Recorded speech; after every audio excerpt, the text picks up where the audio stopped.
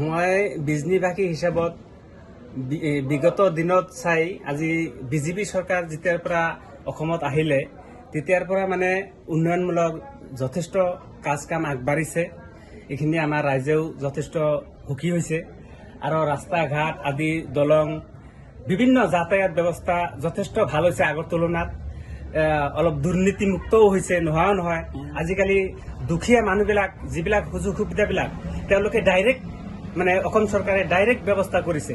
কোনো নেতা বা চেয়াৰমেনৰ আণ্ডাৰতে হওক বা মেম্বাৰৰ আণ্ডাৰত দিলে বহুত কেলেংকাৰী হয়। এই কেলেংকাৰীৰ পৰা ৰাইজেও মুক্ত পাইছে আৰু যিখিনি বাকী আছে নিশ্চয় এইখিনি মুক্ত হৈ যাব। আমি আশা কৰোঁ যে যিবিলাক মানে আজি মহিলাসকলৰ কাৰণে যিবিলাক আঁচনি আনিছে বহুত ধন্যবাদৰ কথা।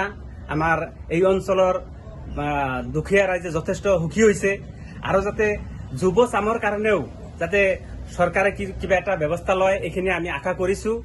আমি গতিকে বিজেপি চৰকাৰক আমি যথেষ্ট ধন্যবাদ জনাওঁ আৰু আমি যথেষ্ট সুখী আৰু কি।